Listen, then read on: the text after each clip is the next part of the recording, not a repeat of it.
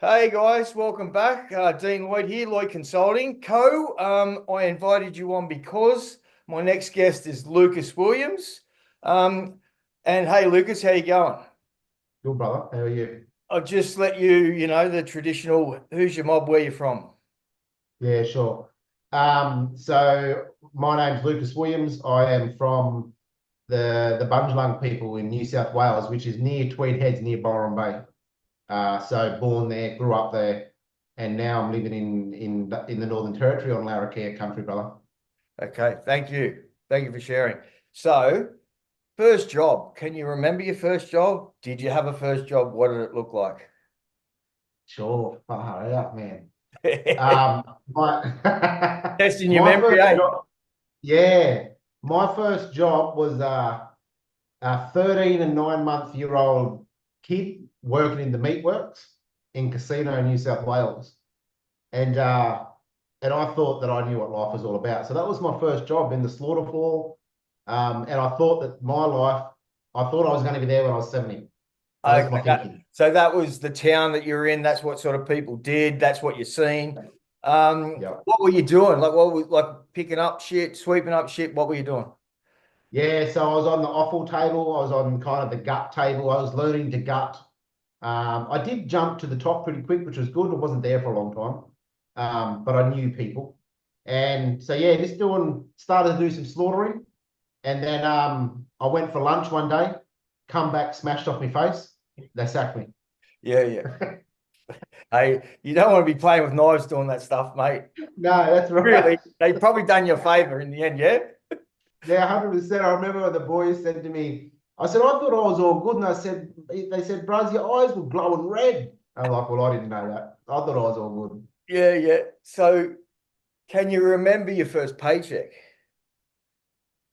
Yeah, it was about 640, which was big money. Yeah, You that's good know, money. it was massive money. Yeah, it must have been a two. Mine It might for have been a 2 week. Yeah, it yeah. might have been a fortnight. And And that was the first time I'd ever got anything like that, any type of money. yeah, yeah. Um, so yeah, yeah. So hard-earned money.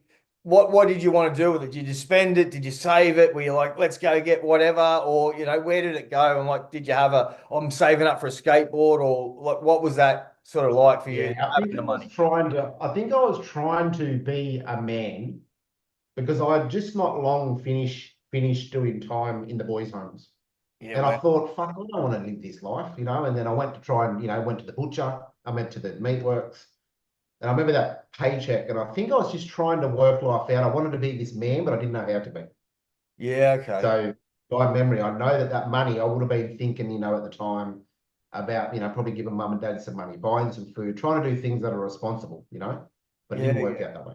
And 13 and 9 months, you're thinking that. I'm thinking maybe something Even if could it's be 50. 14, 15, it's Yeah, still, it's you in and know, around there somewhere. and just you brought it up. So you were in a boys' home and then you'd started working like so. In the boys' home, what was that about? Like why were you in there and why were they picking you up? Yeah, so I was actually in a boys' home for a stolen car. I didn't actually steal it. I just got picked up at the time and we went cruising, and they all got away and I got done. I was part of it. So I went, it was my first 2 months. I got sentenced to 2 months in the boys' home. So they first sent me to Minda and then I went off over to Reading. And So yeah, so that was my first stint ever. how old were you then when you got done then, do you think? I'm thinking that I must have been 14, I reckon. Okay. So Something around about. joyriding in the car, you weren't really sort of driving to go. Were you involved in the hey, let's go and steal it, or were you just like, hey, yeah, boys, let's No. hang out and they were driving? Yeah, that's right. Picked up, jumped in, cruised. So I wasn't actually part of the process. Did you know it was stolen And though? yes, yes, did know it was stolen. Yes, yes, As did know it 14-year-old was kids don't stolen. have cars. And we knew, Yeah, yeah. and I felt bad years later because I remember that it got stolen from a kid that just worked and brought it with his own cash, Yeah, and it yeah. wasn't No, shared. those I've pangs like of guilt like that as well. So you weren't the key instigator, you weren't the driving factor. However, you were the one that got caught. You got Yeah, 2 months. Yeah. And then how long were you out for then? After 2 months That's where it out? spiraled. I basically, from then on in, I was in Acmina, which was a boys' home in Grafton. And then I think I went there maybe a couple of times. And then from there, I was into the big house, and I didn't stop doing that till I was 28, Yeah, okay. And 30 or so. okay. So did you learn a lifestyle in there? What did you take? Like obviously it wasn't so much of a deterrent because you kept Yeah. back. What at the time, if you can sort of take yourself back to that, like 2 months, get out straight back into it. Let's go. I'm that guy. Yeah. Look at me. I'm like all ego, bravado. Yeah. Yeah. Yeah. For sure. Then I started to learn in there. I look at it like a university. I started to learn how to be a really good crim. I become a methamphetamine cook, later on in life. And that those people I met in the system. Yeah. I become armed robber. I started robbing clubs and stuff, Yeah. and those people I met in the system. So, and Yeah. then not Yeah. only that, I was also abused in the system in the boys' homes when I was a kid, which is Yeah. probably why I kept going on and doing jail, over and over again. Yeah. Um, Trauma yeah, bonding, so, you think? hey, Trauma bonding? Like is yeah, like at yep. the like big scale, getting fucked up 100%. for it? It was this world, I reckon because of the experiences of a child, into the boys' homes and stuff like that. You start to go through some pretty shitty experiences, and then it just becomes, I call it behavior as language. I'm playing out this behavior. I want in society to see me, Yeah. that I'm hurting, Yeah. but no one's listening to me. Yeah. Yeah. Everyone's just, you're a bad bastard, go to jail. That's the only way you better deal with it. And I often say that, and I don't do much work in the youth space because I've got youth, so Sure. I don't want to do it at home and at work. Yeah. Just that thing of children generally ask for help and support in or the highest need children ask for support in the most antisocial of ways. Yeah. True, true, true. 100% It's does. and that sadness of how we treat that and that punitive approach we have. 100%. Because essentially you got out, you're doing a little bit of work. Imagine if, Yep. the different trajectory, you're still, we wouldn't probably be talking, but you're still at the Yep. abattoir or whatever, working away if they didn't sack you. 100%. Yep. Yep.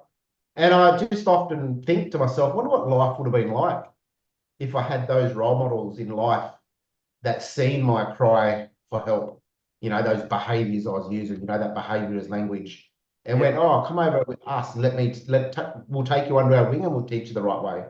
But I didn't have that. We had fucking corrupt police that didn't, they'd lock you up any moment, any minute, they could. I lived in an area that people just seen, these young people as problem people. Yeah. Um, rather than actually putting, rather than creating a society that helped us. We didn't have that back Yeah. then. And, I'm not sure if you're across the reports that have just come out from sort of America, Europe, and all that sort of stuff around if we treat children. So recently, I think this week, if we start to treat children and support them over and above punish them, they stop Mhm. to prison. Like we stop, like it's a fact now. 100%. 100%. Yeah. Yep. And I don't reckon I've met, obviously, I work in the field of trauma. And I don't reckon I've met one man or woman that's been to jail that doesn't have a traumatic background. Yeah. Yeah. And And if we can understand it from that level, we will make a difference. yeah, totally. Somewhat, the thing that I like about you, Lucas, is that I feel like we agree on a lot of things, but some Yep. things we don't agree on, but we can still work towards the same goal. So Yep. what I've learned about the trauma stuff is like when I done a fellowship. So if we start to treat people humanely, especially children, like especially children, Mm-hmm. children don't need to be punished. They need love, Mm-hmm. care, and kindness. So, like, if we 100%. stop incarcerating, I'm on board with 18. Like, we don't need to incarcerate children. Yeah, Yeah, yeah, for sure. For sure. Yeah, yeah, yeah, yeah. I, and I, I I reckon what would have been great for me, like today, in today's life, I go to communities and I take young people out on country to do healing. yep, And that makes a difference. It helps kids, to learn a different way. we need that to be more, more and deeply implemented in right across Australia, Yeah, totally. And how, because I'm all about early intervention. Sure. And then, what can I control? I can try and control people going into prison. And what can I Yeah. control? People returning. So removing the Yeah. barriers once contacted and Yeah. diverting before getting sort of in those places. Yeah. 100%. 100%. Because, Yeah. this is my opinion. Prison is designed to punish. So I just accept, Yes. like I accept that as a Yeah. fact, you Yeah. know, and I Well, don't, I don't want to be Dr. involved in Carl, that. yeah, for sure. What do I want to be Um, involved in? Providing opportunities for people not to go there. 100%. And Professor Carly Axon, she says a quote. She says, the system's not broken. It's designed to do exactly what it's doing. Yeah, and I 100% like I posted up something Yeah. this week about that. It's like, prison is designed to punish as a Yeah. form of justice. People, if someone gets harmed, and I don't disagree with this somewhat. Like if someone's done something to my kids, I'd potentially want to punish them as well. You know what I mean? Yeah. Prison is a tool for justice and a Yeah. design of punishment. And it is my opinion that we can't heal people while we are Mm-hmm. punishing them. Mm-hmm. So True. that's why I Yeah. don't do the work in prison anymore. Yeah. Yeah. Yeah. True, true, true. However, I done my first ever certificate in a prison.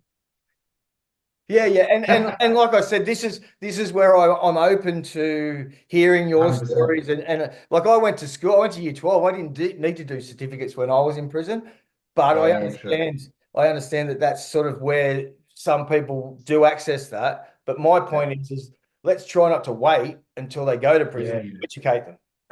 Yeah. And I think I still agree with your view more than mine. And the reason why I just got lucky. I got lucky in a unit of 50 men, and I just happened to somehow bounce into it. Yep, The other 900, no, the other 1,550 prisoners yep, didn't get any inkling of education. yeah, yeah, I just happened to be in this specific unit at that time and I got a certificate. And that set me on the road to success, even though yeah, at the time I didn't. yeah. So okay, you get out, now you're in work. Yeah. What are the barriers and discriminations you face trying to get into employment post incarceration, like working with children's checks, that sort of like tech, like Ah, those sorts of things? massive. So I ended up by this time now, I've probably ended up doing 10 years by now, and if we Yep. look at throughout that Yeah, yeah, yeah. journey, I couldn't get jobs until I'd been out of jail or out of until I hadn't had a charge for 2 years. And I did not have a charge from the age of 13 through the age of 28. So it was very hard to get work.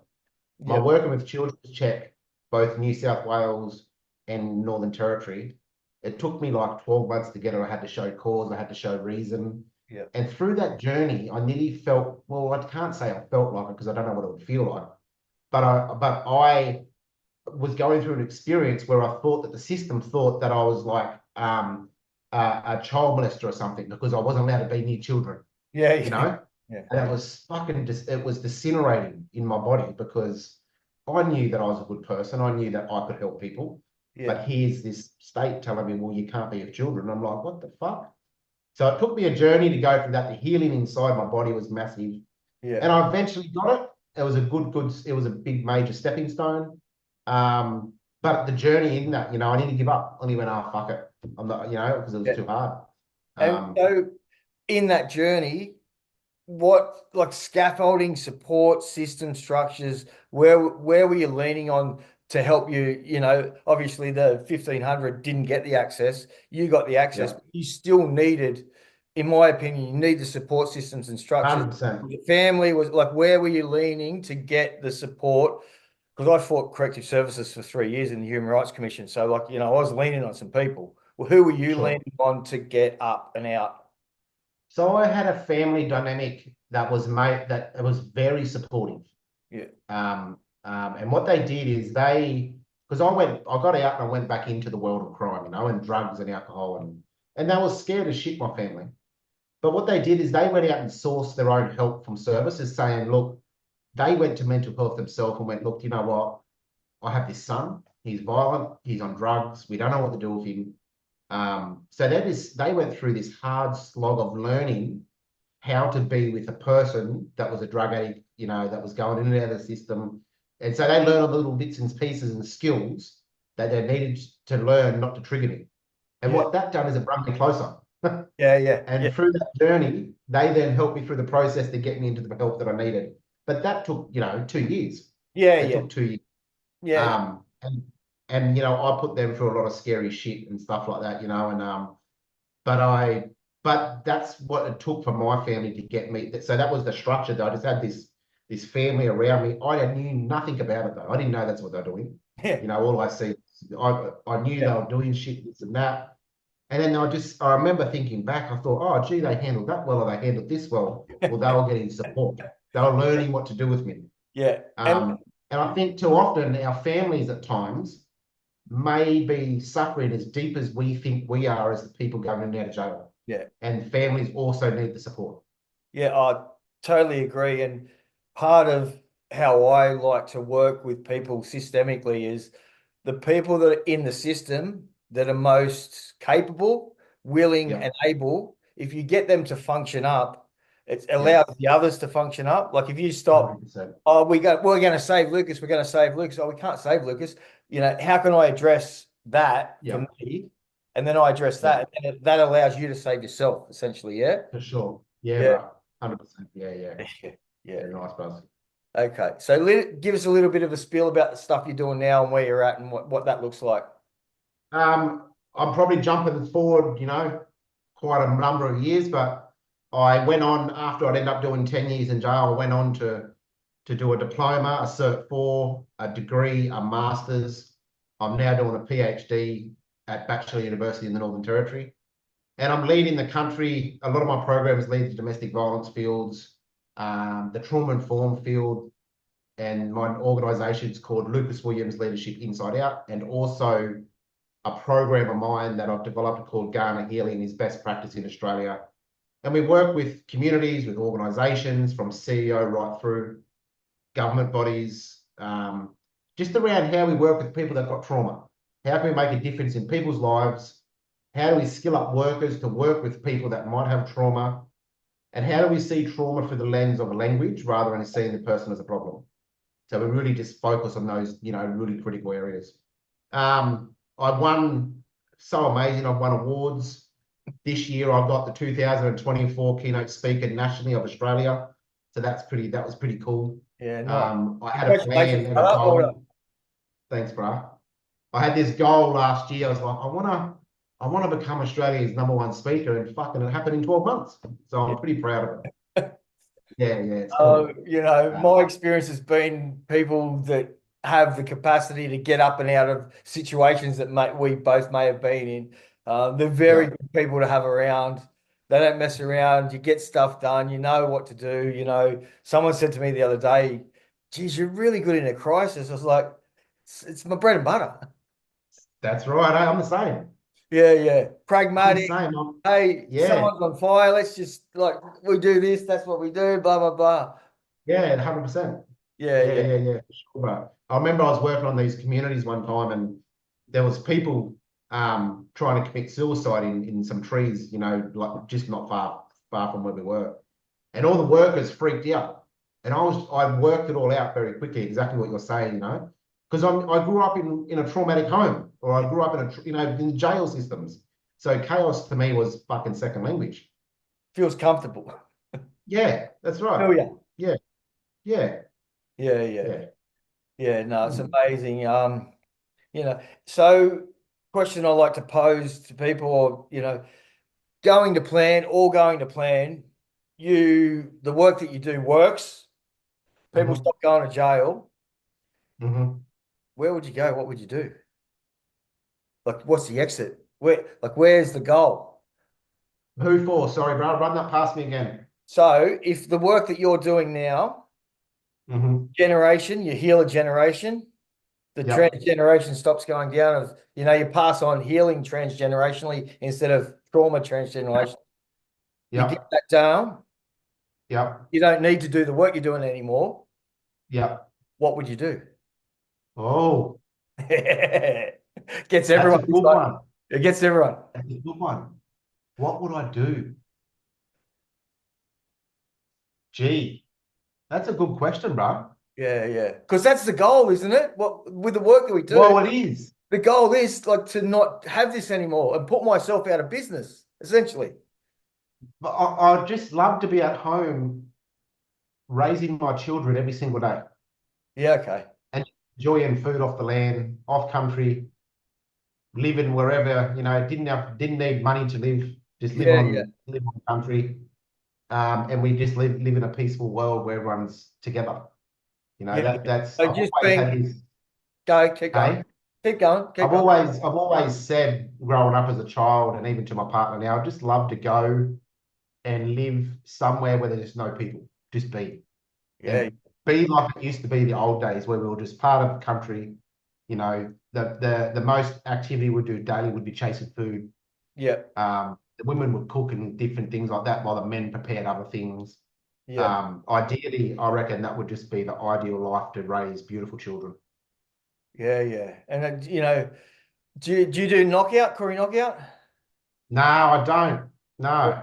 I'm just about to go. Waterloo Are Storm you? play, go Waterloo Storms. But however, you know, being invited into that community and Yeah, participating, like I'm really excited to go and like I'm amped. I'm going tomorrow morning, going up. no, Just the community that I've been invited into and allowed yeah, to participate in yeah, as part of the Waterloo Storms team, supports and all that sort of stuff. It just fills yeah, me up. Like it's just yeah, I resonate with what you're saying around probably not the isolation away from people just on country, but yeah, just more connecting with people from different yeah, cultures, from different backgrounds, from all mobs from all over New South Wales. I love to learn. for sure. Same, bro. Yeah, yeah. Same. So yeah, I'm excited about that. Excited about heading up to there, and so your goal last year to be the speaker, or somewhat that was the focus. Yep. What's your focus this year? Um, so the focus for next year I'm going to drop 2 online programs. I've got an app that's ready to drop, which is called Ganna Healing. That's going to drop soon. But I have another keynote that I'm designing now. And the keynote is called The Bullet That Shook the World, the Modern Day Massacre. And so I led the Ghana healing component out at Yundamu when Kumanjay Walker was shot by the police. So I was the organisation that led all that healing. And so we went through 3 years of deep, deep healing. Yeah, But we didn't reach that healing until we heard all the stories of pain. And that bullet shook the world. And it's never really been talked about. And community have gave me their uncles there and that. Well, one of the uncles have gave me permission to talk about it. He said I can speak about it. So I'm going to release that next year. I'm sure a lot of people will be very interested in hearing that talk. So that's my goal, is to make sure I nail that on a world stage, not just Australia. yeah, yeah. And have you got? So I had one of these conversations with a woman in Canada. Their First Nations, I often Yep. see and feel like there's a theme, and at times feel like they're a little bit ahead of Australia in relation to the healing space. 100%. Have you traveled the world? Would you travel the world? Where would you go? Yeah, look, I haven't, I've traveled Singapore, Philippines, Bali. So I've traveled them 3 countries. I want to go to, I want to travel to Washington in 2026 to go to the World Healing Forum. I'd love to go to Canada. Yeah, definitely want to travel, and Canada would be my probably number one. Yeah, yeah. I want, And I want to go. I want to go and sit. I'm friends with Professor Michael Yellowbird. He's a neuroscientist in Australia, in the world, one of the I best. think I've And heard of him. I think I've yeah, heard. he's amazing. I'd just love to go and meet him and his people. Yeah, yeah. And what Yeah. do you hit golf balls? Do you ride a skateboard? Do you surf? Do you ride a bike? Like where do you bring a little bit? My passion is how can I bring and introduce instances of joy into trauma-inducing environments? So how can we Yep. humanely bring these practices in and Yep. model that behavior? How would you say you model sort of hey, there's a good life out here and come and join me and this is what we can do to get it. Yeah, sure. Well, I think, I do things like gym, I do hunting, and the world that I present to, the work that I present, everything I present about how do we overcome trauma. So example, healthy lifestyle, healthy eating, going to get therapy, well, maybe not therapy, it might be just going to get support. Yep. Doing all the beautiful components and elements, I live that in my daily life. It's like going to AA for me. So where someone might go to AA, I do that stuff at home all the time. Yeah. So Yeah. for example, at night time, we do this thing as a family that's called 3-2-1. So it's 3 things we loved about today, 2 things we hope for tomorrow, and 1 thing we're grateful for. And so Yeah. we'll just check in, on that stuff, and we'll just all connect. If I'm at work, when I'm going to do my work every single day, it's always involved around healing circles. So I'm Yeah. always doing work. I'm always just sitting in it, telling my story, talking about what keeps me strong, all those things. Yeah. There's never a moment where I don't get to do some type of self-care. Yeah. And I just make sure I just, incorporate good foods. If I start to go off the bandwagon, it's usually because I eat shitty foods. So, I so If I relate. eat shitty foods, So relate to that. Yeah. And then it's like, yeah, fuck, all the toys are out of the cot all of a sudden. Like, fucking damn. McDonald's, fucking KFC. Yeah. So Yeah, relate, brother, so relate. yeah, One of the things that you said about the kids around the 3-2-1, I used to do something similar when I worked at Glebe House, and the yeah, boys used to love it. They used to wait for me to come, but so we'd have the 2 things that were easy and what was yeah. difficult about your day and how did you get through that. So like Okay. adding that little bit of like, hey, you've got some resilience here. You've worked for a problem. So, and that's the bit that they used to like the most is talking about the difficult thing, not so much the Yeah, yeah, joyful yeah, thing, which is yeah, yeah, yeah. weird for I me. like it. Yeah, yeah, Cool. but just to identify resilience for me around, hey, this was 100%. hard for me today and I didn't like doing it, but I got through it. Yeah, yeah, for sure, bro. Yeah, for sure. Yeah, Yeah. yeah. Okay. Lucas, thank you. Is there anything else you want to spruik about your business and all of that sort of stuff before we go? I'll put it up on Look, socials. The links will be in the bottom of the chat and sure, all that bro. sort of stuff. Look, I've only just touched on my story and the stuff. We've got a very short amount of time. But look me up, lucaswilliams.com.au.